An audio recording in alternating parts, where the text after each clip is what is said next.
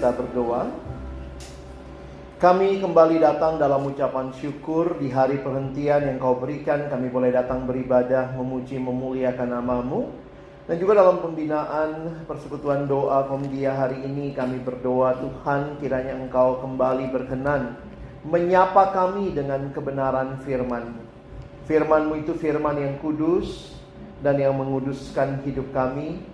Firman-Mu adalah firman yang hidup dan yang menghidupkan kerohanian kami.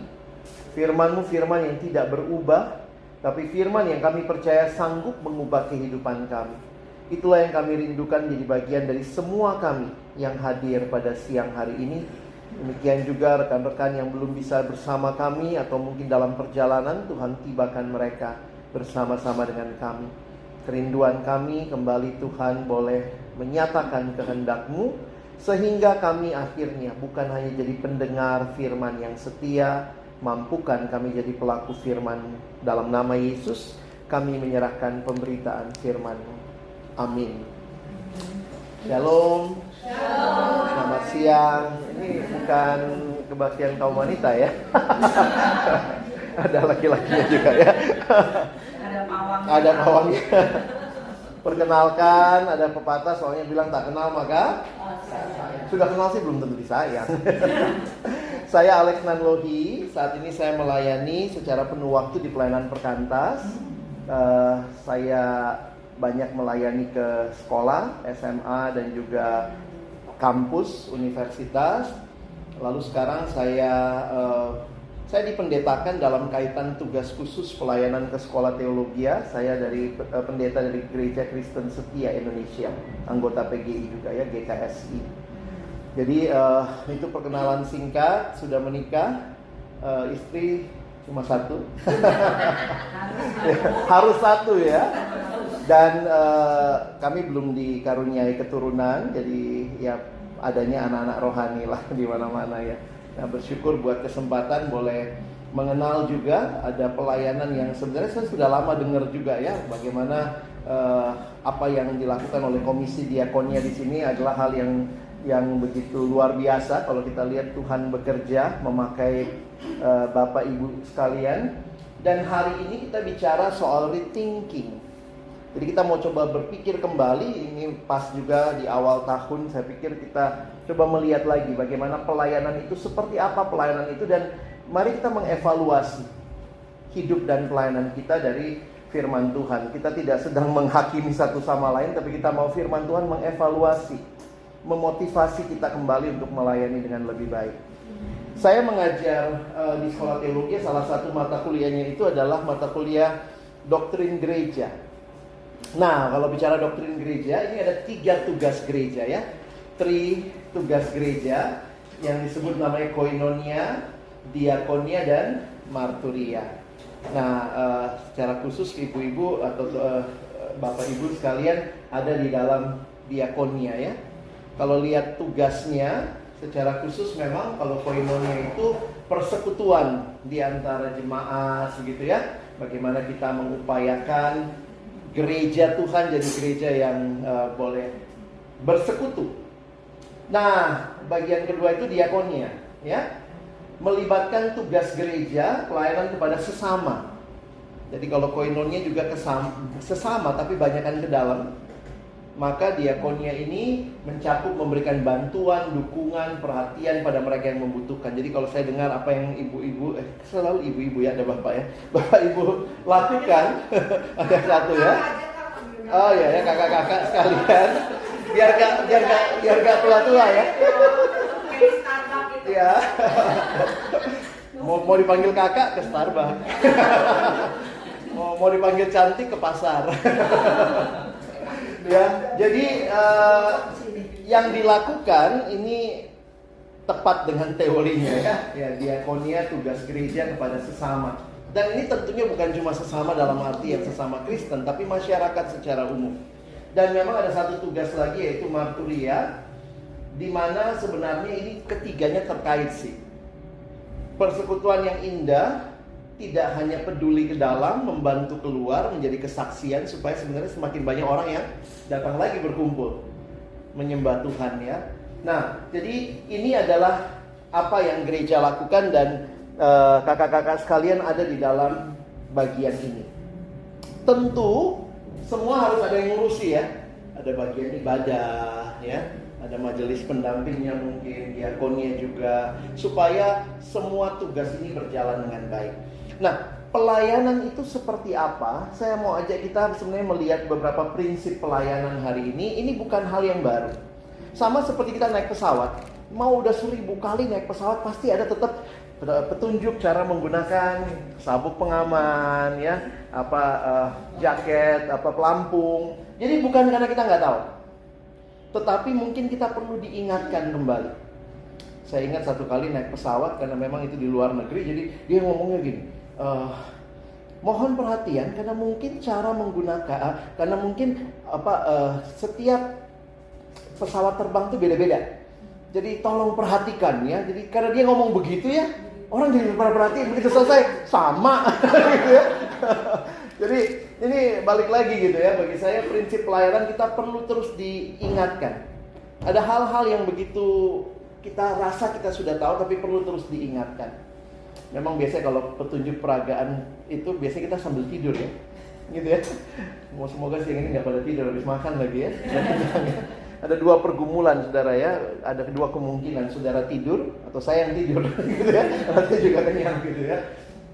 Oke, nah kita lihat mulai dari yang pertama dulu. Saya mungkin akan bagikan 4 atau 3 atau 4 prinsip ya. Yang pertama, pelayanan adalah anugerah Allah. Bukan cuma keselamatan anugerah, karena keselamatan itu datangnya satu paket dengan pelayanan. Tuhan tidak sekedar menyelamatkan kita lalu ya sudah, tapi Tuhan menyelamatkan kita juga untuk kita terlibat melayani Dia. Di pelayanan itu adalah anugerah kehendak Allah. Kita coba baca 1 Tesalonika 1 ayat 9 sampai ayat yang ke-10 ya. Ayatnya saya sudah tulis di depan. 1, 2, ya. Sebab mereka sendiri bagaimana kamu sambut dan bagaimana kamu berbalik dari berhala-berhala kepada Allah untuk melayani Allah yang hidup dan yang benar, dan untuk menantikan kedatangan anaknya dari sorga yang telah dibangkitkannya dari antara orang mati, yaitu Yesus yang mengumpulkan kita dari. Kakak-kakak yang dikasihi Tuhan, perhatikan baik-baik ayat ini. Paulus bicara kepada jemaat di Tesalonika. Jemaat ini adalah jemaat yang mengalami hidup yang diubahkan Tuhan. Makanya Paulus bilangnya, kamu berbalik dari berhala kepada Allah, dan sekarang untuk melayani Allah yang hidup dan yang benar. Jadi kalau bicara pelayanan, sebenarnya ini bukan hal yang asing ya. Karena kalau kita dulunya menyembah berhala, hidup dalam hidup yang lama, sekarang kita berbalik kepada Allah, tujuan yang diberikan adalah untuk melayani Allah yang hidup dan yang benar. Mari kita coba lihat di Alkitab dari awal ya. Sebenarnya sederhana sekali. Di dalam perjanjian lama, konsep besarnya itu adalah penciptaan. Saya ajak kita coba pikir sebentar ya. Di perjanjian lama, konsep yang cukup kuat adalah penciptaan. Jadi contohnya begini. Kalau ini saya cipta, benda ini saya cipta, begitu benda ini tercipta pertama kali, ini punya siapa? Punya penciptanya ya. Tapi bisa dijual, tahan dulu otak dagangnya ya. Pokoknya begitu sebuah benda dicipta, itu milik penciptanya. Jadi siapa yang benda ini harus layani? Ya penciptanya. Jadi kalau kita itu adalah ciptaan Allah, pencipta, penguasa, pemilik, maka sederhananya kalau manusia itu ciptaan Allah, Adam dan Hawa ciptaan Allah, berarti manusia miliknya Allah, manusia harus melayani Allah. Makanya kita itu hamba Allah. Semua kita hamba Allah. Bukan cuma kami para pendeta begitu ya. Saya ketemu ada alumni gitu, halo kak, masih pelayanan di Perkantas ya? Iya masih. Oh kakak hamba Tuhan ya. Loh kamu apa? Oh, kalau saya mah hamba uang kak. Karena kita semua hamba Tuhan. Jadi sebenarnya melayani itu terkandung dalam kita dicipta oleh Allah, ya kita miliknya Tuhan. Kita harusnya layani Dia. Nah di perjanjian baru, konsep yang besar itu adalah konsep penebusan. Berarti ada yang ditebus, ada yang menebus. Nah, misalnya ada sebuah benda tergadai atau terjual. Apa artinya menebus? Dibeli lagi ya. Saya bayarkan sejumlah uang atau saya tukar dengan barang supaya yang ini kembali jadi milik. Jadi baik konsep penciptaan maupun konsep penebusan, dua-duanya ada konsep kepemilikan. Jadi menarik, hidup yang sudah ditebus oleh Tuhan adalah milik Tuhan. Siapa yang harus dilayani? Tuhan. Jadi pelayanan itu sebenarnya bukan masalah struktur, jadi pengurus, jadi komisi ini, jadi itu, jadi majelis, jadi pendeta. Pelayanan itu melekat dengan hidup kita. Semua kita adalah pelayan Tuhan. Karena apa? Dicipta, udah pasti melayani Tuhan. Apalagi kita bukan hanya dicipta, waktu kita jadi dalam dosa, Tuhan tebus kita. Supaya apa? Kita melayani Dia, jadi miliknya Dia kembali. Jadi kalau orang memisahkan antara saya, orang Kristen, tapi saya nggak mau melayani, bagi saya unik loh. Nggak bisa, karena apa? Semua kita status dasarnya itu pelayan. Itu bukan karena kita jadi pengurus, tapi karena kita adalah orang-orang yang sudah ditebus, dicipta dan ditebus oleh Tuhan. Makanya lihat lagi ayat tadi ya. Kamu berbalik dari berhala kepada Allah, sekarang tujuannya untuk melayani Allah yang hidup dan yang benar. Jadi pelayanan itu terkait dengan semua orang yang sudah diselamatkan adalah pelayan Tuhan. Setuju? Makanya begini, Bapak Ibu sekalian, kakak-kakak, mungkin kita satu waktu jadi mantan pengurus, tapi seumur kita hidup, kita belum pernah mantan pelayan. Karena itu terkait dengan identitas kita. Ya. Jadi perhatikan tadi ya. Untuk melayani Allah. Jadi yang namanya pelayanan itu bukan cuma doing, tapi sebenarnya pelayanan itu lebih terkait being. Keberadaan diri kita. Semua kita adalah pelayan Tuhan. Jadi saya pernah beberapa kali datang ke pelayanan. Memang kalau orang ditanya, kamu pelayanannya apa? Langsung bayangannya apa? Pengurus atau bukan pengurus? Lagi menjabat atau enggak menjabat? Saya udah enggak melayani loh. Selama kita hidup, kita pelayan Tuhan. Makanya kalau udah selesai kepengurusan di komisi, pertanyaannya apa? Tuhan, di mana lagi Engkau panggil saya melayani? Dan melayani itu tidak selamanya harus dengan struktur. Benar? Coba lihat di Alkitab. Yesus pernah gak jadi pengurus? Cek. Yang jadi pengurus waktu itu yang Farisi. Jangan pada mundur ya. Ini aduh, katanya yang pengurus itu kata Alex yang Farisi. Memang di Alkitab itu Yesus gak pernah jadi pengurus. Tapi hatinya hati pelayan. Makanya sedih banget kalau orang cuma senang status pengurusnya, dilantik, ditahbiskan, tapi gak punya hati pelayan. Karena itu bukan masalah doing, tapi masalah being. Setiap kita adalah pelayan Tuhan. Karena apa? Saya sudah diselamatkan oleh Tuhan. Nah, jadi di beberapa gereja saya lihat ada juga orang yang senang sama statusnya ya. Kayaknya bangga gitu ya. Wow, begitu selesai majelis langsung kayak stroke ya, lalu apa gitu ya. Ya sorry ya, saya kadang-kadang waktu itu juga kadang-kadang bapak-bapak, ibu-ibu juga kalau punya anak kali ya, dan anaknya udah makin dewasa, biasanya kalau mamanya atau papanya mulai berhenti kerja, anak yang bingung tuh. Jangan-jangan post power syndrome nih. Jangan-jangan kalau di rumah aja semua diurusin, malah jadi berantem begitu ya. Kenapa? Karena banyak, apalagi di dalam gereja kita tidak bisa tutup mata, orang melihat itu kayaknya statusnya tinggi. Padahal sebenarnya kita harusnya punya hati yang melayani, ya. Jadi jangan sampai kita ada di komisi ini untuk cari kedudukan, cari status. Rasanya kita berharga. Kalau Yesus berarti nggak berharga dong, nggak pernah jadi pengurus. Bahkan setiap kali kita tidak dapat bagian tertentu karena mungkin pengurusnya harus ganti, orangnya sudah baru, tapi kita tetap mesti bertanya, Tuhan, apa lagi yang Kau mau aku lakukan? Kita bisa berdoa. Kita bisa dengan secara pribadi lakukan pelayanan. Pelayanan itu bukan terbatas pengurus ya. Jadi saya pikir itu yang harus saya tekankan. Pelayanan itu anugerah Allah. Beberapa kali saya pelayanan ya, biasa ya, gereja tuh, aduh sekarang juga gereja suka gitu ya. Ini dari mana orangnya? Kalau ngajuin surat ke majelis itu saya paling sering ditanyain gitu, Kak Alex tolong kirim CV. Saya kirim CV. Kak Alex dipendetakannya di mana? Saya kirim lagi gitu. Kak Alex ininya di mana? Jadi kadang-kadang saya pikir ya Tuhan Yesus pun kalau datang susah kali diundang pelayanan ya. Bukan orang GKI. Harus satu asas. Oh enggak. Karena saya pikir ya namanya saya harus perkenalan ya. Dan saya awalnya saya udah punya ini karena saya udah tahu udah sering digituin Bu. Jadi saya udah punya file untuk saya kirim. Nanti saya kirim gitu ya.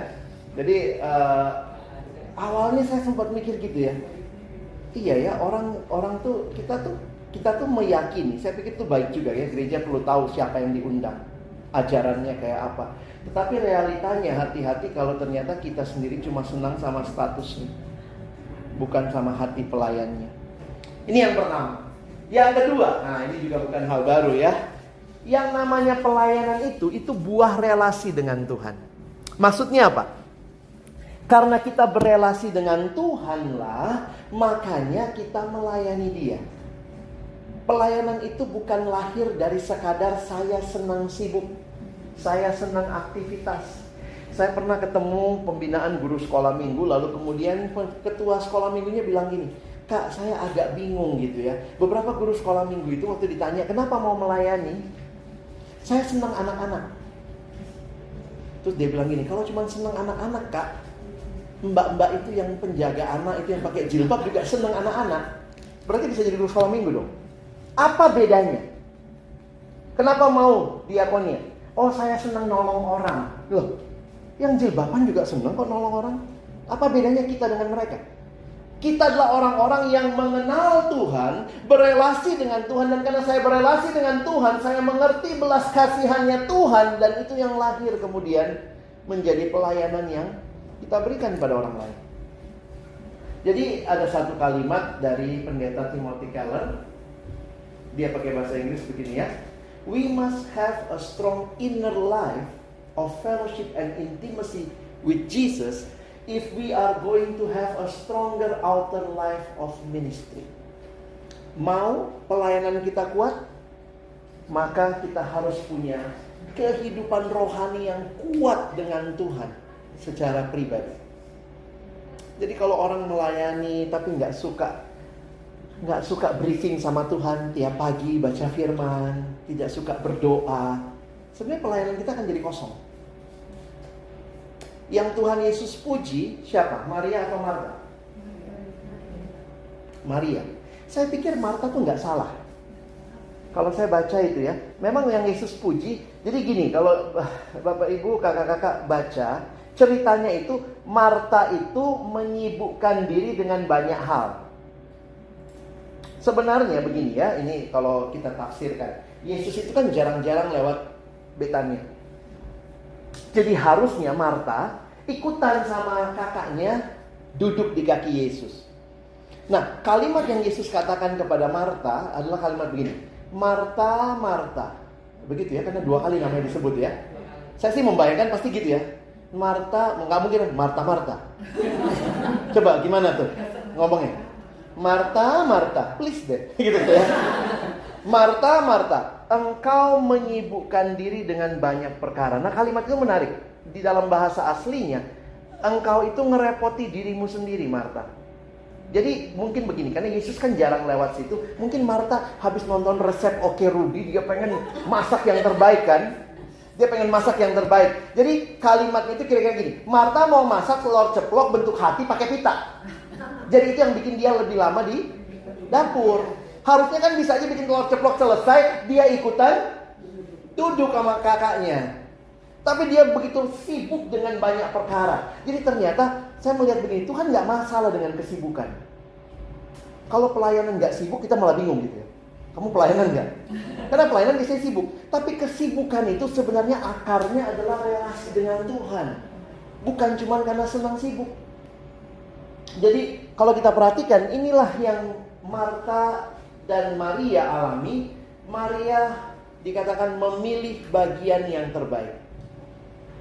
Jadi jangan sampai kita lupa, pelayanan itu adalah relasi. Buah dari relasi kita dengan Tuhan. Ini kalimat Yesus, akulah pokok anggur dan kamulah ranting-rantingnya. Barang siapa tinggal di dalam aku dan aku di dalam dia, ia berbuah banyak. Sebab di luar aku, kamu tidak dapat berbuat apa-apa. Jadi kalimat ini bagi saya menarik ya. Saya cukup lama waktu lihat ayat ini. Loh, di luar aku kamu gak dapat berbuat apa-apa. Banyak kok orang gak Kristen bisa bikin apa-apa. Ini apa maksud Yesus? Tapi sebenarnya begitu yang namanya ranting pisah dari pokok anggur, ini udah mati ya. Mungkin awalnya masih kelihatan hidup. Saya ingat ada satu adik dalam pelayanan dulu, dia perempuan ngekos di Jakarta, mungkin biar nggak sepi di kamarnya dia pelihara ikan mas di akuarium. Jadi kemudian dia senang tuh cerita tiap kali, aduh Kak Alex ikan mas saya, aduh Kak Alex ikan mas saya. Jadi tiap kali ke kantor tuh kalau ketemu dia ikan masnya gitu ya. Dia beli akuarium kecil, lalu kemudian dia tambah ikan masnya jadi lebih banyak. Sampai satu pagi, saya datang tiba-tiba dia ngomong gitu, Kak Alex, kenapa? Tahu nggak? Tadi malam ikan mas saya bunuh diri. Jadi ternyata pagi hari dia menemukan 2 ekor ikan masnya sudah lompat keluar, mati di atas karpet. Pas dia lagi tidur. Untung nggak mati dekat kamu gitu ya. Mati di atas karpet. Nah uniknya, ya kami coba membahas gitu ya. Biasalah agak bercanda. Ini mungkin ikan mas berdua yang nggak disetujui cintanya oleh orang tua. Lompat keluar ya. Romeo dan Juliet. Tapi akhirnya kesimpulan kami pagi itu, ikan mas itu bebasnya di mana? Di dalam air atau di luar air? Loh airnya cuma dikit kok, lebih luas di luar. Tapi nggak ada. Ya mungkin dia bilang, saya ikan reformasi, saya nggak butuh air. Begitu dia lompat keluar dari air, sebentar masih hidup loh. Ya mungkin 5 menit pertama masih bla bla bla bla. Habis itu MPP, mati pelan-pelan. Maaf yang lagi MPP ya. Jadi inilah realita waktu Tuhan bilang di luar aku mungkin kamu kelihatan hidup, tapi sebenarnya kamu tidak dapat berbuat apa-apa. Jadi seharusnya hidup kita tuh berelasi dengan Tuhan dan wujud nyatanya adalah melayani. Nah pertanyaannya begini, relasi seperti apa yang Tuhan Yesus rindukan antara dirinya dengan muridnya? Kalau kita ngajar sekolah minggu kan, bagaimana adik-adik supaya terus bertumbuh? Baca kitab suci, doa tiap hari kalau mau tumbuh. Tapi itu sebenarnya bukan buat anak kecil aja ya. Itu buat kita semua gitu ya. Bagaimana bertumbuh? Ya, baca kitab suci dan berdoa. Makanya ada satu ilustrasi gambar. Ini diberikan oleh seorang bernama Bapak Dawson Trotman ya. Bapak Dawson Trotman ini membuat ilustrasi ini namanya ilustrasi roda. Dia mengatakan sebenarnya sama seperti roda, hidup orang Kristen itu harusnya roda itu yang muter porosnya ya. Roda yang muter porosnya, maka di pusat hidup harusnya ada Kristus. Lalu kemudian dia menggambarkan ada 2 jari-jari, satu yang vertikal hubungan dengan Allah, satu yang horizontal hubungan dengan sesama. Nah, hubungan dengan Allah, saya bicara sama Tuhan namanya doa. Tuhan bicara kepada saya lewat firman. Makanya dari sekolah minggu anak-anak kita udah diajarin ya, gimana terus bertumbuh, berelasi dengan Kristus. Baca kitab suci, doa tiap hari kalau mau tumbuh. Nah, apakah itu cuma buat anak-anak? Atau buat kita semua yang melayani? Kita masih kasih waktu baca Alkitab, berdoa. Ada yang bilang, wah saya baca Alkitab pak, saya berdoa, masalah saya cuma satu. Apa? Tiap hari enggak. Baca kitab suci, doa tiap hari kalau mau tumbuh. Jangan-jangan lagu kita bisa berubah sekarang. Tidak baca kitab suci, tidak doa tiap hari, tidak bertumbuh. Mau pakai gaya? Tidak bertumbuh gitu kan? Jadi inilah, nah memang kita kadang lupa, dan lagunya juga gak lengkap ya. Relasi dengan sesama juga penting. Ada 2. Sesama orang percaya, ke dalam kita harus rajin bersekutu, keluar bersaksi. Jadi sebenarnya harusnya lagunya ditambah ya. baca kitab suci, doa tiap hari, rajin bersekutu, dan giat bersaksi. Kalau enggak nanti anak-anak kita cuma merasa yang penting baca Alkitab, doa, nggak mau gabung komisi diakonnya. Karena kan doa komisi diakonnya itu bagian sini. Padahal kan butuh regenerasi toh. Nah gitu ya. Jadi mungkin dari sekolah minggu lagunya diganti dikit gitu. Gak tahu gimana cara gantinya. Guru sekolah minggu ya. Karena akhirnya kita jadi lupa. Kita pikir ini aja kunci pertumbuhan. Bertumbuh itu juga waktu kita memberi diri melayani sesama. Waktu kita rajin bersekutu, koinonia tadi. Tapi koinonia tidak berhenti pada koinonia. Kita harus diakonia dan marturia. Ya, gereja itu secara utuh seperti itu. Jadi, ini disiplin rohani yang harus terjadi ya. Nah, pertanyaannya berelasi itu kayak apa? Saya cukup lama mikirin gitu ya. Ada satu anak siswa datang sama saya. Kak Alex, kan disuruh baca Alkitab. Saya udah selesai baca Alkitab, Kak. Kejadian sampai Wahyu. Terus saya mesti ngapain? Ngapain ya? Baca lagi deh. Baca dari mana? Ya Kejadian sampai Wahyu lagi. Kalau udah kelar, Kak, baca lagi. Jadi sebenarnya relasi dengan Tuhan itu kayak apa? Kita doa sekali doa untuk 3 tahun ke depan. Makanya tidak persekutuan doa ada terus ya, rutin 2 bulan sekali atau apa ya. Nah ternyata saya menghayati relasi itu Tuhan kasih ini. Tuhan rindu relasi yang pribadi, continue dan konsisten. Contohnya apa? Saya pikir Tuhan itu memberikan contoh dari kehidupan sehari-hari ya. Contoh. Napas, ada yang tahu ya Bapak Ibu kakak-kakak sekalian, satu hari itu kita butuh oksigen berapa liter? Banyak, hai pengguna oksigen. Taunya pakai doang kita ya. Begitu masuk ICU baru berasa mahal ya oksigen ya. Satu hari kita katanya butuh oksigen kurang lebih 200 liter.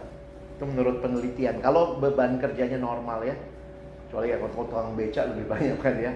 Satu hari manusia dengan beban normal itu butuh 200 liter oksigen.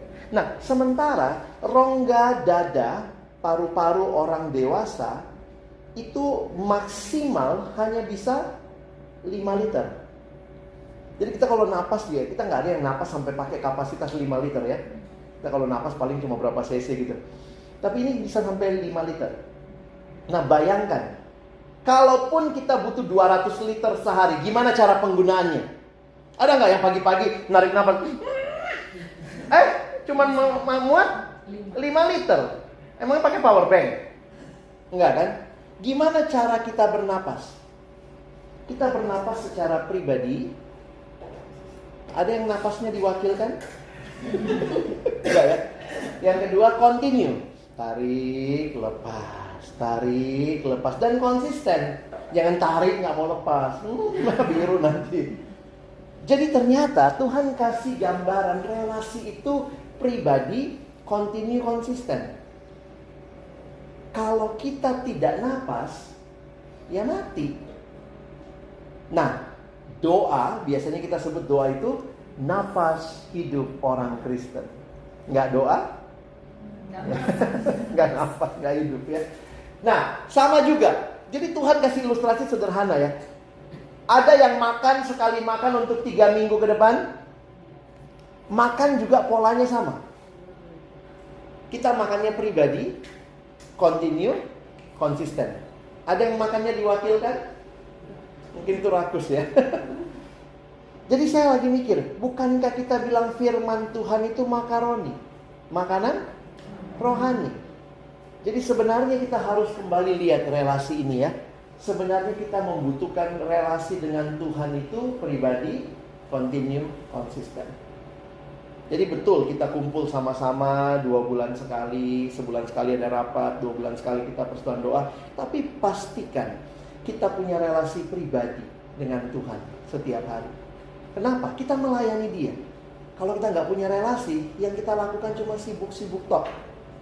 Tapi kalau kita punya relasi, kita akan dikuatkan. Kita akan menikmati anugerah Tuhan ya. Jadi saya tulisnya begini ya. Disiplin rohani. Jadi kita membiasakan punya disiplin rohani, bangun, baca firman Tuhan, baca Alkitab gitu ya. Itu bukan hanya sekadar menambah pengetahuan kita. Disiplin rohani Allah mengubahkan kita semakin serupa dengan anaknya. Jadi mari berikan waktu ya. Yang mungkin kadang-kadang kalau di pelayanan ada yang sudah mulai malas-malesan, ada yang sudah mulai tidak ngerjakan tugasnya dengan tanggung jawab. Kadang-kadang saya pikir ini bukan cuma masalah lalai, tapi jangan-jangan disiplin rohaninya dengan Tuhan juga sudah dilalaikan. Ya, kering ya. Gak mungkin kita menjadi berkat kalau sendiri kitanya tidak menikmati berkat Tuhan ya. Jadi pastilah ada saat-saatnya kita lagi turun. Nah ini kalau sebagai tim kan harusnya saling menyemangati ya, bukan saling ngomongin ya. Dia tuh gak kelar tuh, apa ini, ngomongnya banyak di rapat padahal gak beres kerjaannya gitu. Harusnya kita saling support. Apa yang bisa kita lakukan? Yuk kita bangun sama-sama. Karena mungkin waktu yang itu ya, kita nyanyi yang kuat menanggung yang lemah, ya kita buktikan dalam pelayanan. Karena tentu tidak semua kita sedang dalam kondisi yang sama ya. Jadi ini penting, makanya pastikan gitu ya.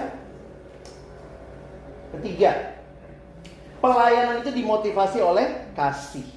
Ada banyak sekali motivasi yang bisa muncul di dalam pelayanan, tapi saya ingatkan Alkitab bicara soal kasih. Kepada jemaat yang kaya karunia di 1 Korintus, Paulus mengingatkan mereka untuk memiliki kasih. Coba kita lihat sebentar ya. Yuk kita baca ayat 1. Saya bacain ayat 2. Kakak-kakak sekalian, ayat 3 kita sama-sama ya. Sekalipun aku dapat berkata-kata dengan semua bahasa manusia dan bahasa malaikat, tetapi jika aku tidak mempunyai kasih, aku sama dengan gong yang berkumandang dan canang yang gemerincing.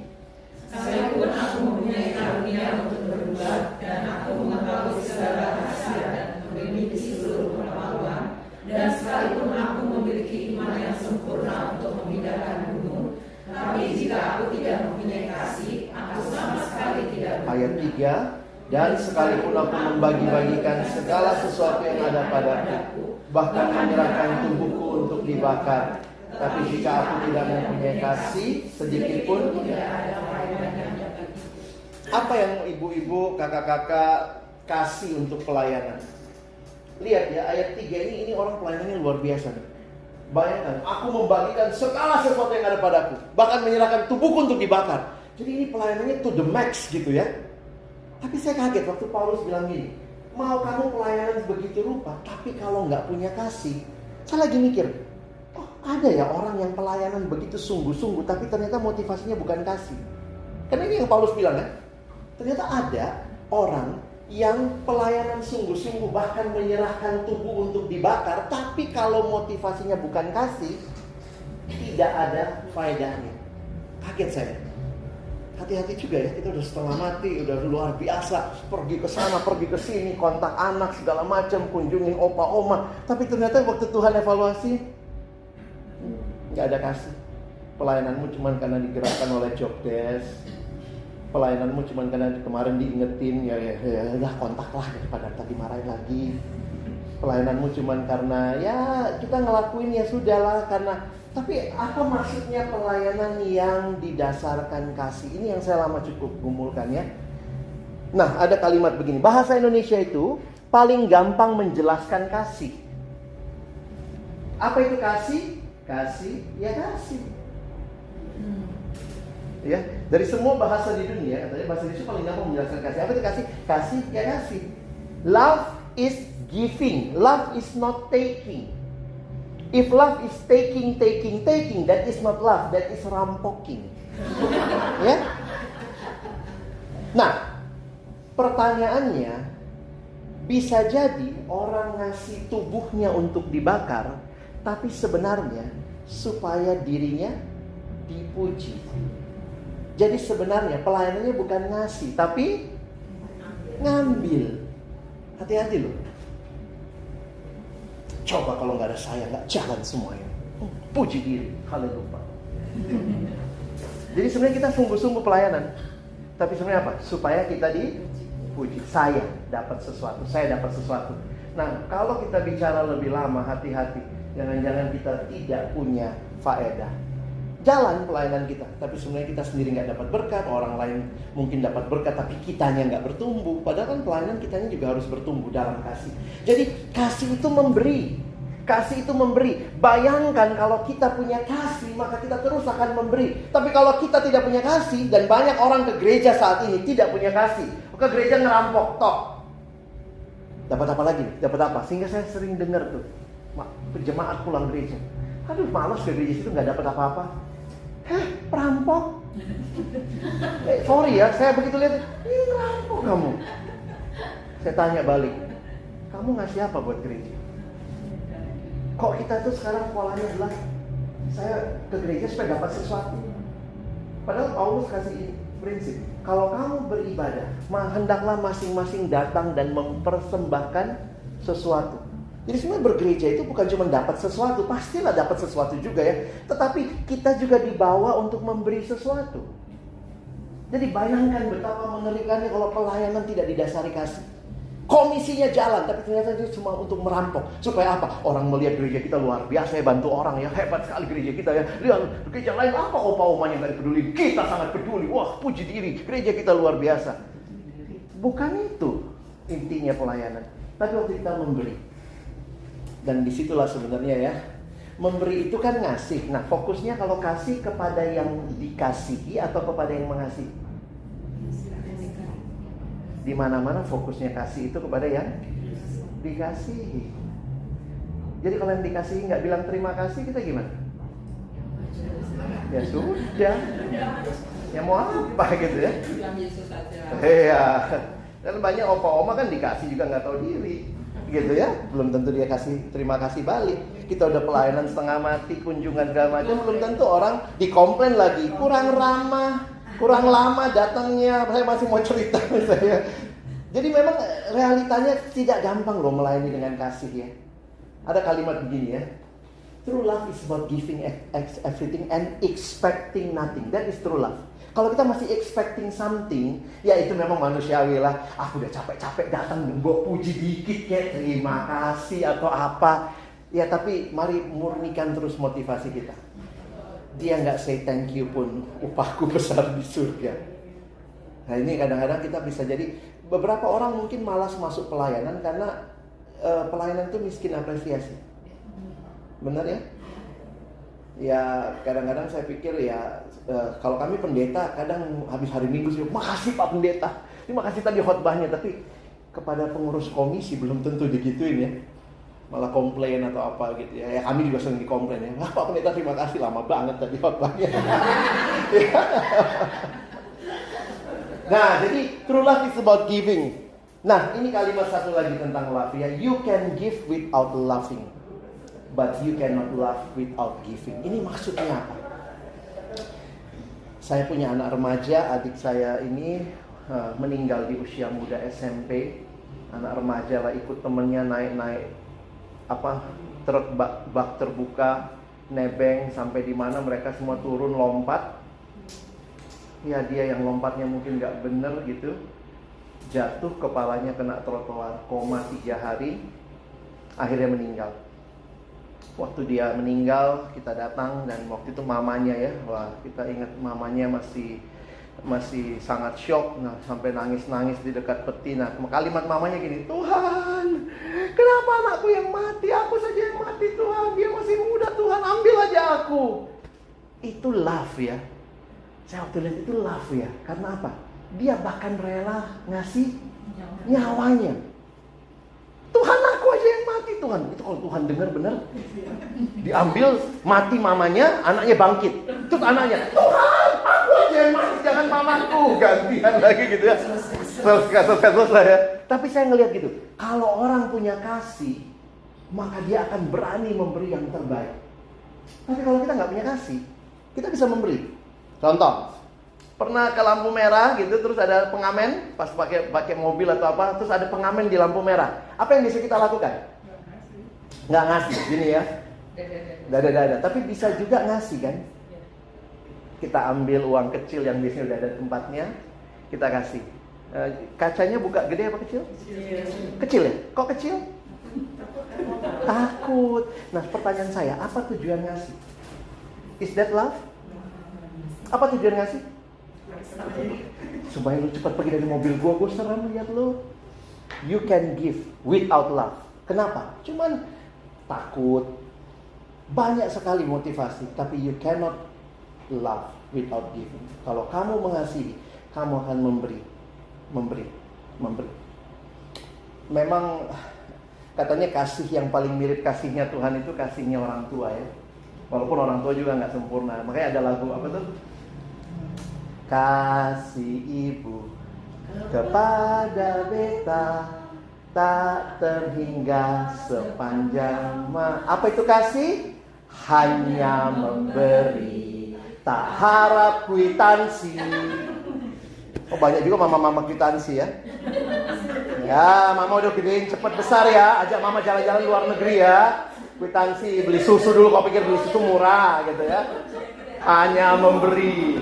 Tapi itu, makanya saya pikir wow, itu lagunya. Dan karena ini lagu anak-anak ya, jadi penciptanya harus cari ilustrasi yang paling pas. Bagai sang surya menyinari dunia. Jadi sang surya nggak bilang gini, kau besok nggak mandi, aku nggak terbit. Itu nggak gitu ya. Opa oma nggak terima kasih, nggak datang saya minggu depan. Kita terus memberi, kasih. Dan kalau kita punya kasih, kita akan memberi dan terus memberi. Harusnya itu lagu buat Allah ya. Kasih Allah kepada saya tak terhingga sepanjang masa, hanya memberi, tak harap kembali. Nah, kita sudah dikasihi Allah. Sekarang bagian kita untuk mengasihi sesama. Paling gampang sebenarnya ya. Ingat bahasa Indonesia tuh. Terima, lalu terima, lalu kasih. Itu prinsip pelayanan. Terimalah kasih Allah yang mengasihimu luar biasa. Sekarang kasih. Banyak orang ke gereja cuma rampok juga itu, yang maunya berkat. Makanya kalau pendeta kasih berkat ya, bahkan sekarang di gereja-gereja gitu pada begini nih. Aduh, saya mau tanya, apa tujuan kamu terima berkat? Kalau saudara cuma terima berkat untuk diri sendiri, harusnya untuk memberkati orang lain. Saya terima untuk kasih. Saya bingung juga, saya ke satu gereja ya, waktu saya kasih berkat gitu, ada satu begini loh cara terimanya. Saya kayak udah nangkep banget gitu ya. Oke, terakhir ya.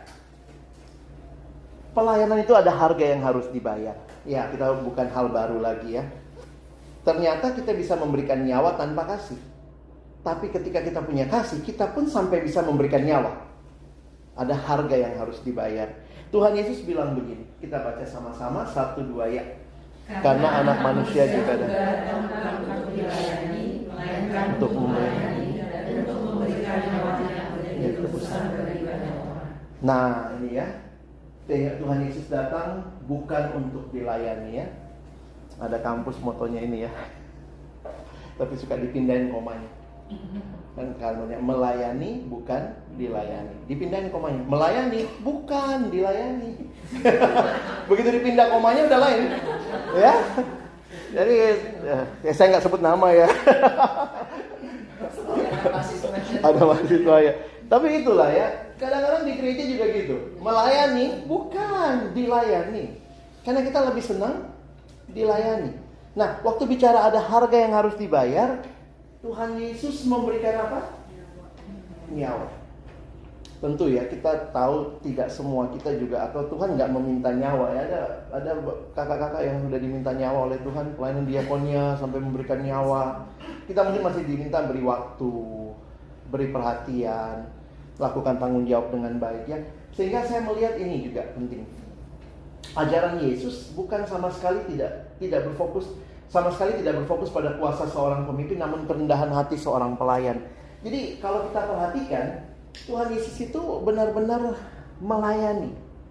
Dia datang bukan untuk dilayani, tapi untuk melayani. Nah sekarang kalau saya tanya nih ya, kita bagian terakhir, coba kita pikir-pikir, mana yang lebih tepat? Siapa yang setuju? Orang Kristen kita harus jadi pelayan yang memimpin atau pemimpin yang melayani? Yang mana yang lebih biblikal? Kita ini pemimpin yang melayani. Nah, coba lihat lagi, pelan-pelan. Gimana kalau mix aja deh? Pemimpin pelayan pemimpin. Yang mana yang lebih rohani? Yang melayani sama ya, tapi ini pelayan yang memimpin atau kita pemimpin yang melayani. Karena ini ternyata kalau kita dalemin bisa beda sikap. Saya satu waktu datang ke sebuah acara, lalu kemudian karena hari itu tempatnya juga belum bersih. Nah, saya lihat juga, ada sapu, saya ambil sapu, saya ikut nyapu. Terus kemudian tiba-tiba pengurusnya datang. Pak pendeta, jangan sih. Paling masa pendeta nyapu? Diambillah sapu saya. Dalam hati saya, pendeta gak boleh nyapu ya? Asik juga ya. Karena kalimatnya apa? Bapak kan pemimpin.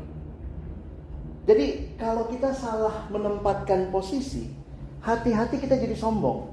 Jadi kesannya gini, saya ini pemimpin nih. Tapi lihat nih, luar biasa kan saya mau nyapu. Itu pemimpin yang kayaknya turun melayani. Sehingga siapa yang harus dipuji? Hebat kan saya? Tapi kalau kita lihat Alkitab, sebenarnya tadi konsepnya apa? Semua kita pelayan. Pemimpin itu masalah jabatan. Tapi sebenarnya semua kita prinsip dasarnya pelayan.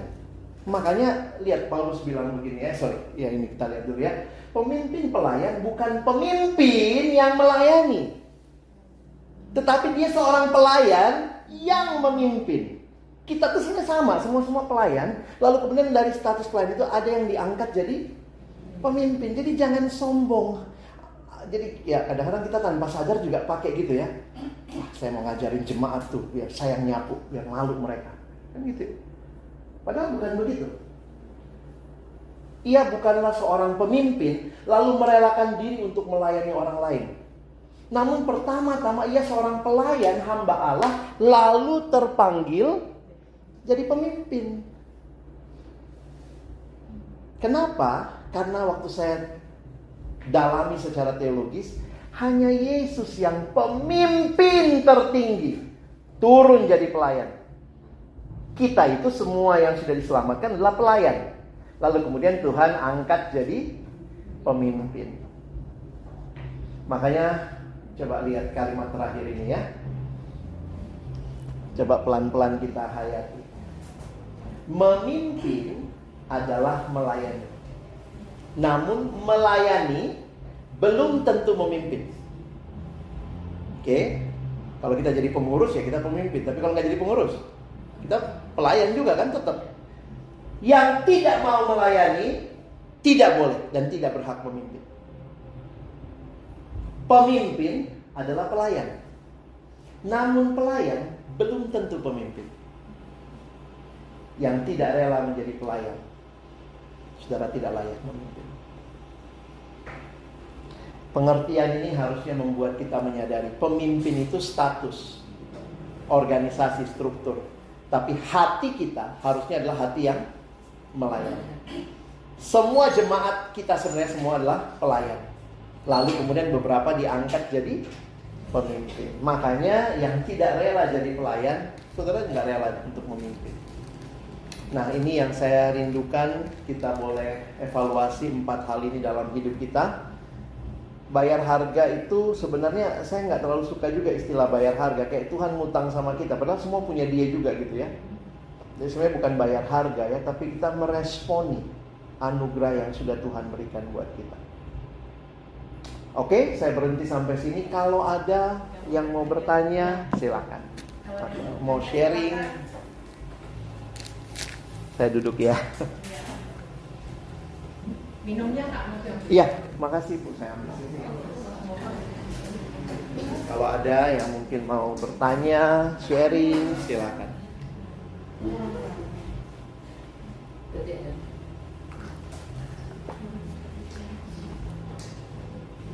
Maaf ya, aku pamit dulu ya. Iya.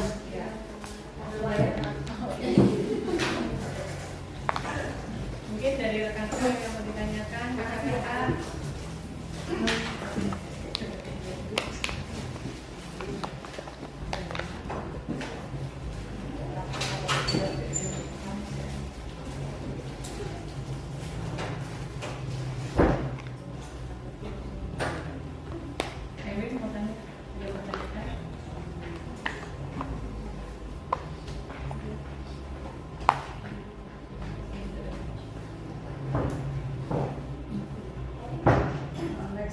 Iya, silakan. Tadi sempat disinggung soal kebaktian misalnya, kita kan sehubungan dengan memberi ya, menerima.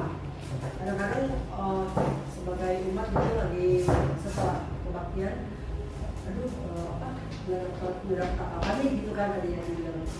Saya pernah kadang-kadang merasakan kayak gitu, cuma konteksnya kok kayaknya apa yang kita terima tuh hambar gitu, kayak masih lapar gitu. Iya. Ada sesuatu yang kita pengen harapkan lebih, tapi kok kayaknya kurang gitu ya. Gitu aja sih. Iya, thank you, Bu. Mungkin memang tadi kalau saya ilustrasinya lebih kepada ini ya. Kadang memang gereja juga harus berbenah diri ya, dalam arti seluruh gereja. Misalnya juga bagaimana, karena kalau ibadah itu biasanya kan apa? Ujian, firman, suasana. Nah ada beberapa orang juga misalnya anggaplah pas yang tugas main musiknya salah-salah mungkin, atau apa itu bisa mengganggu. Mungkin pendetanya juga kurang persiapan, membawakannya datar ya. Itu juga sesuatu yang saya pikir kita harus evaluasi. Tapi ya di sisi lain juga tanyakan gitu ya, apakah kita hanya bicara mendapat sesuatu, tapi kita juga harusnya bisa memberi sesuatu. Nah itu yang saya pikir bagaimana kita sama-sama ketemu di tengah lah ya, supaya akhirnya gereja juga harus punya cara yang baik juga untuk mengevaluasi. Saya pikir juga kalau jemaat merasa biasa-biasa terus, kering-kering terus, nah itu udah mesti Takutnya pindah cari-cari yang lain. iya, dan banyak yang memang sudah pindah sih Bu. Cuman masih terdaftarnya di sini, makanya masih dilayani diakonianya di sini gitu ya. Tapi udah jajannya ke tempat lain. Makanya saya juga kalau ya buat orang yang jajan, saya biasanya bilang juga gitu. Kalau kamu jajan juga lagi, dan jajan itu kan biasanya cuma mau dapat sesuatu. Nah, saya menekankan pentingnya gereja lokal. Kenapa? Karena gereja lokal itu kita tidak hanya bicara dapat sesuatu, tapi kita memberi sesuatu. Itulah artinya bergereja lokal. Hati-hati kalau gereja udah mirip kayak bioskop. Kata kuncinya gereja itu apa? Sebenarnya kata kuncinya itu saling. Jadi selain dengan Allah, tapi saling, ketersalingan. Saling mendoakan, saling mengampuni, saling memberi, saling menguatkan. Nah itu yang juga gereja harus pikirkan terjadi di dalam koinonia tadi. Makanya kalau orang cuma ibadah datang pulang, saya juga agak sedih ya. Beberapa gereja sekarang bikin coffee time supaya orang tinggal, ngobrol, saling mendoakan. Karena kalau tidak kita mirip kayak bioskop. Apa bedanya gereja sama bioskop? Datang, selesai nonton, filmnya pulang. Di bioskop kan nggak terjadi saling mengampuni, saling menasehati. Ya itu bioskop. Kalau bioskop jadi gitu itu jadi gereja itu. Malah gereja jadi bioskop jadi gereja. Nah sekarang pertanyaannya memang semua harus berbenah menurut saya. Baik jemaat yang datang beribadah, baik yang menyiapkan ibadah sebagai gereja. Kami hamba Tuhan ya harusnya kita punya ini juga ya. Punya saluran untuk menyampaikan juga. Misalnya sorry ya hari ini kayaknya terasanya seperti ini apa, nah itu baiknya juga ada saluran yang baik untuk mengevaluasi ya, disampaikan. Dan ya tidak selamanya juga kondisi hati kita kan beda-beda ya. Saya lagi senang hari ini saya dapat banget, yang sana apa saya nggak dapat apa-apa ya karena tadi malam kurang tidur misalnya ya, yang ini tidurnya cukup lebih enak ibadahnya. Jadi tapi gereja perlu mendengar jemaat, tapi jemaat juga perlu punya sikap hadir untuk berkomunitas. Mungkin itu sama-sama. Ada yang lain lagi? Mungkin ada yang lain ditanyakan? Kalau terkait dengan kan kalau kita ini pengurusnya Alex dan masing-masing kita pastinya punya job desk-nya. kesibukan Oh. sendiri. Karena kan mostly kita di sini semua orang bekerja terus pelayanan pun nggak hanya di komisi diakonia, bisa jadi dia ambil maksudnya masih dalam GKI Cawang juga, tapi memang terlibat di komisi di tempat lain. Bagian lainnya juga. Nah memang kadang-kadang apa ya dilemanya mungkin ya masalah waktu dan lain sebagainya. Dan sebenarnya sih kita pengurus ini ada sekitar 20 ya, kalau masalah 20. Dan cowoknya sih memang anggap ini memang cowoknya kita itu ada 4 ya, ada 4. Jadi kita juga ada sistem kalau kepengurusan kita ini kan ditentukan setiap 2 tahun. Nah, biasanya di dalam perjalanan kalau ada yang akan jauh itu, bisa kan juga sebutnya on job training. Jadi ada juga memang yang ketentukan memang di tengah segala kesibukan yang ada, sometimes kita juga kayak agak mau, kan kalau dibilang melayani itu kasih gitu. Jadi kalau saya pribadi kebetulan memang saya dipercaya menjadi ketua gitu ya Kak. Jadi kalau saya pribadi sih saya kalau kayak kerjaan saya pribadi nggak, maksudnya kalau maksudnya kayak dualisme tuh nggak, jadi maksudnya ya apa yang lu doing ketika maksudnya apa ya istilahnya ya lu giving yang terbaik di kerjaan lu, ya lu juga harus giving yang terbaik di pelayanan. Jadi tidak kalau di pelayanan maksudnya excuse-nya gede gitu karena memang ini, tapi kalau di kantor lu nggak bisa excuse gede karena lu digaji kalau lu dapat salary terus, atau misalnya kalau lu tidak sesuai job desk dan tanggung jawab lu bisa excuse gitu kan. Tapi kalau di pelayanan ya nggak begitu, karena kan ini kasih loh gitu kan. Jadi kalau misalnya ada yang mungkin di tengah segala kesibukannya mereka ada mungkin dia jarang hadir atau jarang mungkin bisa ya kayak ketemuan seperti ini, karena ini sebenarnya kita PD atau kita rapat itu ya juga salah satu momen kita juga saling berinteraksi. Karena memang waktu sejak itu kan memang kita ada another channel, kita bisa online. Online Zoom. Sebenarnya memang di online itu gak kurang engagementnya gitu ya, memang lebih enak di onsite. Tapi memang gimana maksudnya menghadap, maksudnya mungkin di antara kita juga saling dia kok nggak datang dan lain sebagainya itu mungkin, cuma kadang kan kita karena kasih kita nggak bisa mengungkapkan dengan baik, ataupun kalau mau mengungkapkan pun takutnya temennya tersinggung gitu ya. Memang di pelayanan ini memang jaga hatinya itu lebih itu dibanding di kantor. Kalau di kantor saya punya tim nggak bisa begini, job desk-nya begini. Tapi kalau di pelayanan kita nggak bisa buat begitu Kak. Tapi gimana maksudnya seperti tadi yang Kak Alex sampaikan itu kan 4 gitu ya. Sebenarnya kalau masing-masing kita menyadari dan kita saling mengevaluasi, harusnya yang kayak gitu mungkin kejadian. Oke, jadi memang ini realita yang dialami di banyak komisi pelayanan juga. Nah, memang kalau saya perhatikan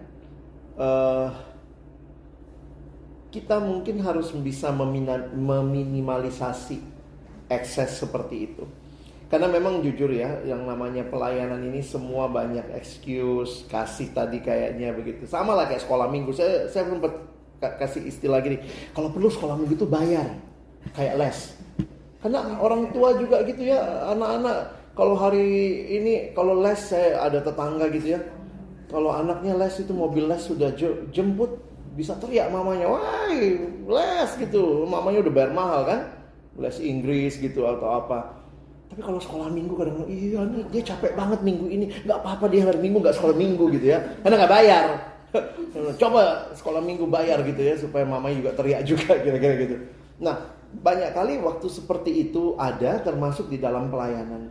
Jadi kita saling excuse atau kadang-kadang nggak berani menegur. Tapi sebenarnya ada aspek lain dari kasih. Kasih itu juga tegas. Jangan karena kasih itu sabar, seolah-olah kesabaran dipermainkan hanya dengan ketidakkomitmenan kita. Nah, yang mungkin bisa kita lakukan sebagai sebuah organisasi ya, karena biar bagaimana kan kita ada organisasi, ada ketuanya, ada apa. Sebaiknya ke depan ya, saya nggak tahu sekarang ya, atau bisa juga bikin rekomitmen atau kan hari ini kita rethinking. Habis rethinking nanti rekomitmen ya, bisa kan? Nah, memang yang sudah tidak sanggup pelan-pelan aja mundur, atau maksudnya jadi jangan merasa karena aduh saya udah kadung janji segala macam. Jadi rekomitmen itu bisa menolong kita juga untuk melihat sebenarnya kita sampai sejauh mana mengevaluasinya. Apakah memang 2 tahun itu kelamaan ya? Bisa jadi juga begitu ya, gereja mungkin mesti rethinking juga. Kalau pelayanan sekarang mungkin ada yang akhirnya bilang ya kayaknya per tahun deh. Di pelayanan pemuda remaja makin sulit kami minta komitmen lagi. Beberapa bahkan komitmennya per project. Ya udahlah, project ini udah komitmennya berapa orang deh yang mau gitu, kira-kira begitu ya. Nah, cuma kalau memang bisa dari awal, kita bikin kesepakatan di awal. Kalau misalnya pas kepengurusan baru, ini loh. Kalau masuk komisi ini, pertama hadir rapat rutin. Jadi itu ada ya, walaupun mungkin ya kita nggak mau kaku-kaku juga, tapi harusnya ada agreement sama-sama. Lalu kalau tidak terjadi, apa forum kita untuk saling mengingatkan. Jadi kita juga mungkin harusnya punya, misalnya saya bersedia diingatkan secara pribadi, atau apa. Jadi maksudnya ketika kita mengingatkan, itu bukannya kita nggak enak hati loh, ini ada agreement-nya. Jadi saya beberapa kali di pelayanan karena suka begitu ya, kita di pelayanan malah justru nggak profesional. Saya ketemu juga ya, adalah hamba Tuhan, kita sekolahin, tapi lupa bikin hitam atas putih. Habis di sekolahin pindah ke lembaga lainnya, tapi kan kita Kristen, kasih kasih, balikin dulu duitnya. Jadi kadang-kadang begitu. Jadi sekarang maaf ya, kita bukannya apa, bikin agreement misalnya kalau ini kita menghargai kalau dia harus pindah ke tempat lain, misalnya bagaimana melunasi apa yang dia pinjam di awal, kan itu hal-hal yang bagi saya itu bukan yang nggak Kristen. Saya nggak tahu dengan anak-anak asuh, pasti kita juga punya agreement kan. Nah harusnya diantara kita juga ada agreement. Kalau tidak hadir 2 kali, saya bersedia ditegur atau tanpa alasan, atau misalnya kalau tidak hadir harus kasih info ke siapa misalnya, dan kasihnya dari Hamin berapa. Jadi inilah lebih kita coba atur, tapi kita sepakati. Nah ini kalau sudah di tengah begini, mungkin istilahnya rekomitmen. Tapi kalau nanti baru ya Pertamina ya, mulai dari nol ya, mulai dari pengurus baru, sebaiknya ada form yang semua kalau bisa tanda tangan di hadapan Tuhan dan jemaat gitu ya. Kalau enggak kita nanti kasihan gitu, organisasinya kasihan, yang jadi ketua juga bingung mau ditegur nanti nggak Kristen, padahal kalau nggak ditegur itu ya nggak Kristen. Ya, kita membiarkan saudara kita tidak melakukan tanggung jawabnya. Jadi menegur itu sebenarnya bagian dari kasih. Yes. Ya. Iya, kasih yang dewasa itu justru bisa menegur. Nah mungkin ketika terjadi sakit hati atau apa ya kan ada saling mengampuni. Tapi sebenarnya kalau kita udah sepakatin kan harusnya nggak ya, istilahnya kalaupun ya mungkin cara menegurnya kali ya. Tapi kadang-kadang orang Kristen kelamaan mikirin cara jadi nggak negur-negur. Jangan deh, jangan sekarang, nanti tunggu minggu depan. Minggu depan lagi, habis kepengurusannya. Ada yang lain lagi? Iya, Ibu silakan. Ya, jadi kadang-kadang kita ingin dalam tanda kutip ya, pelayanan kita total untuk merespon Anugerah Tuhan. Tapi kadang-kadang lingkaran dalam itu yang membuat kita agak tersandung atau kita ada batu-sandungan di contoh misalnya tadi membaca Alkitab. Saya dan beberapa teman berkomitmen baca Alkitab dari Kejadian sampai pasangan saya itu kan kamu rajin baca Alkitab tapi bla bla bla bla gitu, itu membuat saya down gitu. Kamu pelayanan sama kemari bla bla bla, jadi mungkin bisa jadi introspeksi. Iya. Mungkin teman-teman mungkin nggak diakui ya di komisi-komisi lain, kadang-kadang kurang total, mungkin di dalamnya seperti itu, mengalami seperti itu. Ya mungkin kesalahan saya sendiri terlalu kebablasan ya, kurang balance, atau mungkin lingkungan dalam ini yang kurang memahami juga, bagaimana merespon anugerah Tuhan itu, mensupport untuk bisa saling melayani. Itu mungkin menjadi kendala ya. Kalau mendengar seperti itu, saya kadang kepingin coba ya anak cucu saya mendengarkan Iya. itu. Jadi kadang-kadang saya ingin, ini saya merasa mendapat berkat. Selalu kalau ada ibadah, ada persekutuan doa, itu ada renungan apa, saya tuh kepingin juga berbagi berkat tadi. Cuman saya tuh istilah di Alkitab lidah tidak fasih lidah. Iya, istilah smart itu tidak punya kecerdasan Iya, kepada iya. Sehingga akhirnya kalau saya menyampaikan malah nanti counter ini menjadi saciut. Jadi sebenarnya seperti ini tuh Iya. kalau kita bisa hadir semua itu sungguh benar-benar menyegarkan, betapa kita itu harus tadi kita ke atas doa, Tuhan berbicara kepada kita lewat firman, dan itu juga bersekutu dan melayani. Kalau itu semua terjadi, saya kira konflik-konflik dan kendor atau suam-suam kuku dalam pelayanan itu nggak ada. Itu. Ya. Terima kasih Bu, ini respon ya. Jadi ya saya senang. Kadang begini ya, hidup kita tuh dilihat sama orang, sadar atau tidak. Dan orang yang paling dekat sama kita biasanya kan keluarga ya. Jadi memang jangan juga kita bagaimana balance-nya itu kadang-kadang nggak gampang. Balance-nya bagaimana nanti di luar aktif, di rumah marah-marah. Karena kan di luar misalnya, manis gitu ya, begitu di luar pulang anak-anak mungkin atau suami atau istri ngelihat lo ini kok nggak seperti ini. Tapi saya pikir sebenarnya dengan kita juga jujur apa adanya itu menolong juga sebenarnya kita saling mensupport ya di dalam keluarga dan dalam tim juga. Tentu tidak mudah saya pikir, tapi ya kita mesti mulai sih. Sebenarnya sekarang banyak ini ya. Gereja punya berbagai sarana ya, khotbah-khotbah direkam aja. Kalau nanti mau didengerin lagi silahkan gitu. Saya terbiasa merekam khotbah saya sendiri. Jadi sebenarnya maaf ibu-ibu ini lagi direkam ini. Dan inilah yang saya masukkan jadi podcast di YouTube begitu ya. Maksudnya dalam arti ya ada juga orang-orang dengan pergumulan yang sama mungkin juga bisa dengar dan dapat berkat. Jadi saya pikir ya. Tapi kan ada motivasi bahwa kita melayani itu biar ini loh diri kita membuktikan diri. Tapi kadang-kadang kita yang dituduh, kamu melayani kan kamu ingin, padahal kita enggak. Gitu. Nah, itu kadang-kadang kita juga pernah merasa, kamu kan melayani kan ingin dapat ini dapat itu. Tapi sejauh itu memang bukan motivasi kita ya sudah kita terima saja dan kita pikir ya tidak semua hal yang terjadi pada kita harus kita respon dan jelaskan sih Bu. Tapi kadang-kadang buat kita. Iya itu mungkin makanya kita terus berkomunitas dengan orang-orang yang punya semangat yang sama ya supaya membangkitkan gitu. Dan kadang sedihnya itu orang-orang yang dekat kadang-kadang tanpa sadar bisa ya begitu.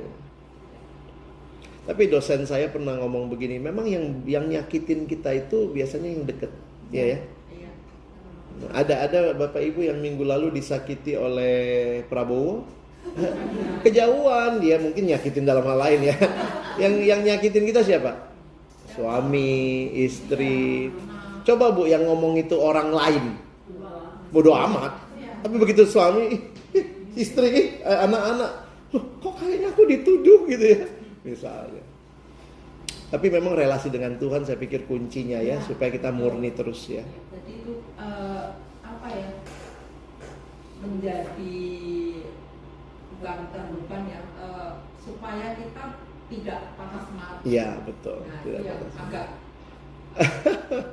kadang-kadang pengen mundur ya. Tapi kalau kita tadi kita berdoa Tuhan menjawab dengan firman, meneguhkan ya. Betul. Nah itu salah satu cara yang saya lakukan itu kalau rajin ya karena saya sudah usianya sudah lupa. Saya catat. Nanti suatu ketika saya ini firman ini mengembangkan highlight gitu. Iya. Ini ayatnya ini, nasnya ini. Nah itu sangat menolong saya, sangat menguatkan saya dikala saya sedang ini saya buka. Iya. Nah itu salah satu cara. Saya. Kita perlu punya cara nolong diri kita ya. Saya ingat waktu saya kuliah dulu saya suka nulis gitu. Nulis terus tempel gitu. Alex jangan lupa saat teduh. Jadi waktu duduk gitu jadi inget gitu ya. Jadi kita punya cara motivasi. Kalau sekarang kan pakai HP atau apa ya. Ada kan yang gitu ya. Jam doa malam. Ada saya berapa kali itu ketemu orang itu tiba-tiba ada alarm doa malam. Masih ada yang mau ditanyakan? Ada yang mau disampaikan? Ini mungkin buat Mbak Pak. Tapi di dalam hal pasangan gitu ya. Jadi saya di suatu komunitas langsung cerita kan. Setiap bulannya kita rutin bergilir gitu ya, bersekutu baik online atau onsite gitu ya, untuk membahas suku firman. Bisa tapi ada tentang hidup, ada tentang keuangan, tentang anak dan sebagainya.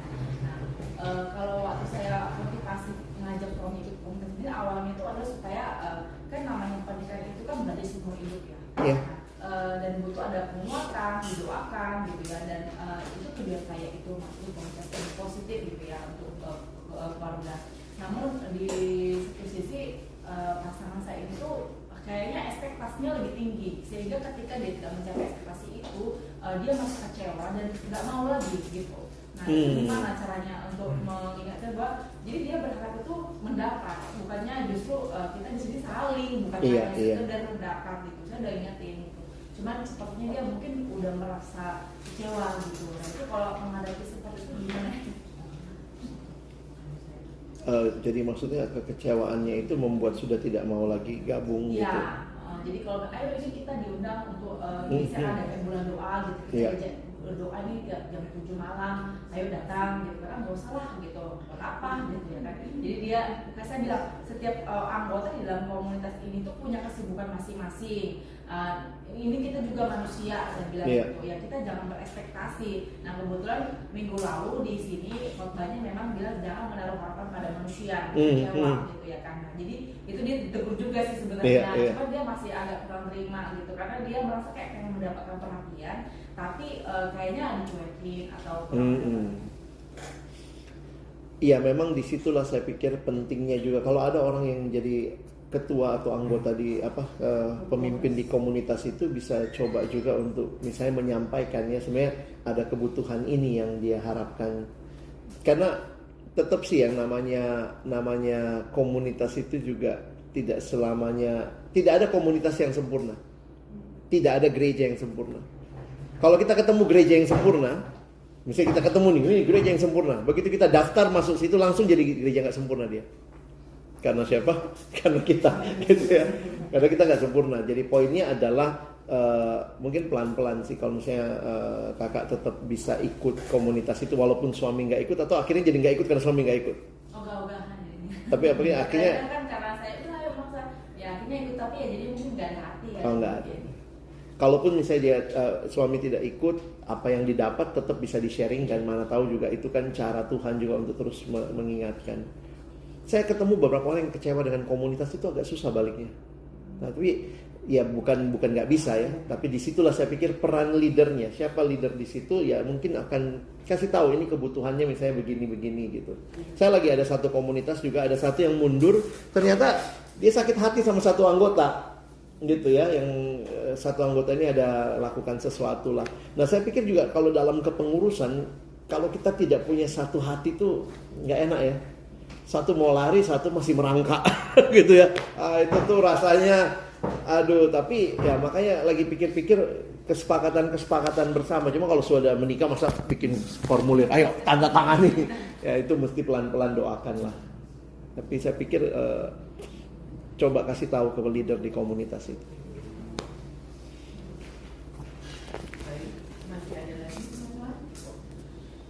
Jadi kalian sebenarnya memang tema hari ini itu, jadi kita itu kan 2 tahun ya. Iya. Nah kita itu periodenya itu April ke Maret. Jadi memang 2 bulan ini memang kita rencana memang kayak mengevaluasi lagi terus mengingatkan kembali.